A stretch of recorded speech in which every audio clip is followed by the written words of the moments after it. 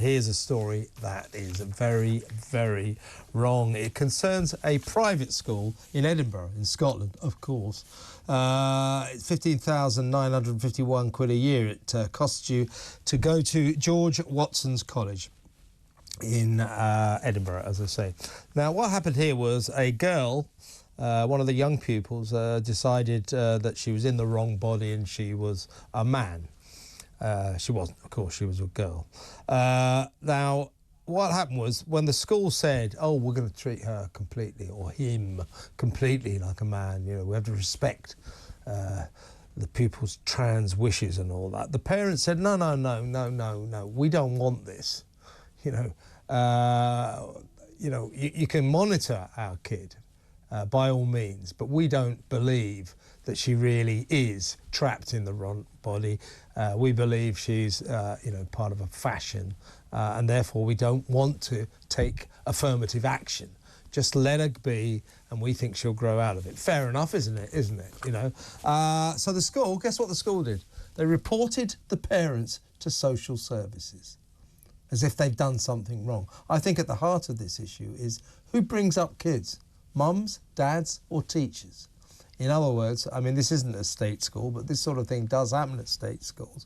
And in those circumstances, you can put that question as who brings up kids, parents or the state?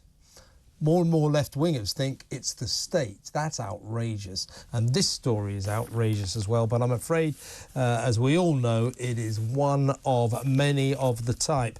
Let's speak to Fiona McAnena.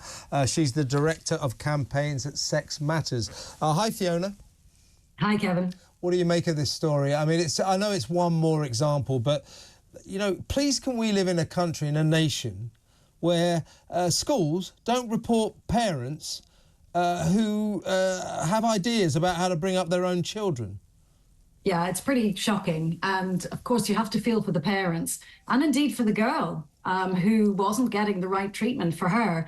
You know, I think it's also an illustration of how activist groups have influenced government policy. So the other part of this story is that a group called LGBT Youth Scotland have worked with the Scottish government, and they've taken an affirming approach, which is what this school did. And so that's what the teachers did. So you end up with a situation where it's not just the parents and the child, but everyone in that school is co-opted to collude in the belief that this child has changed sex.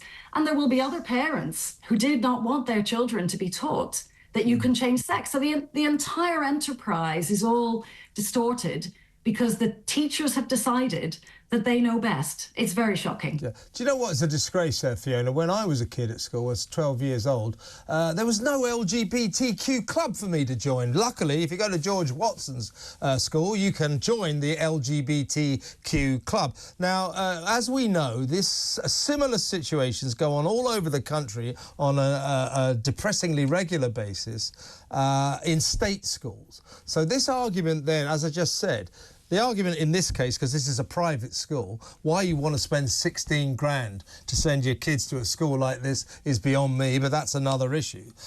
So this is a question of, is it teachers or parents who get to bring up kids? But around the country, the question really is, who raises children? When we're talking about state schools, is it parents, mothers and fathers, or is it the state? If it's the latter, then this country is in even worse a mad woke state than I thought.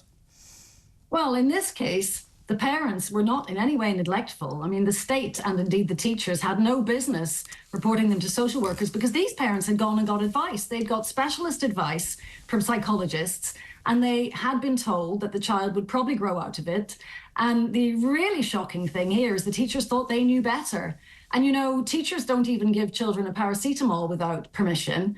And yet here they are engaging in a very significant intervention in a child's life. So I think it's only on this issue, Kevin, that they think that they know best. But that is going to change now because we have new guidance now, draft guidance for schools that is going to remind everyone in the school that they have to look after all the children, not just the one trans child that they think is special, but actually all the children who are all either male or female, however they identify. And the only way to keep them all safe is to remember that, is to remember what sex they are. So I think we are making some progress on this. I agree with that. I agree with that. The tide is slightly turning, but how much do we trust so many teachers to enact this new guidance? In my case, not very much, but fingers crossed that we'll gradually return to some sort of sanity. Just before you go, after the 9 o'clock news, I'm going to be talking about Scotland. Now, John Swinney has become leader of the SNP with the approval of the Greens. There are 7 Green Scottish MPs up there. They basically will now wag the dog. So the Scottish National Party will have to do what the Greens say. The Greens entirely reject the Cass report and they want to give kids puberty blockers. That's extremely worrying for Scotland, isn't it? It's very worrying. The Cass review is very clear, and the evidence from around the world now is very clear that most children do not benefit from getting their puberty interrupted. In fact, if they're unhappy about their sex, the best cure for that is to go through puberty. So, I mean, the NHS Scotland has already followed some of what's in the Cass review. They've said no more puberty blockers for now. So let's hope that the clinicians take these decisions now on behalf of children and not activists, because both this story in Scotland in the schools and what you've just described with the Greens, that's when activists start to make decisions about what's right medically for children. And if the clinicians can take back control, I think we're in with a chance. Just on a general basis, got to go in just a second, Fiona, but I always say, I live quite near the Tavistock Clinic for gender dysphoric children. The locals there, including me, we've always called it Frankenstein's Castle. Don't you think in years to come, we will look back on this period when we've been mutilating children, confused children, as a period of utter, crazy, cruel insanity?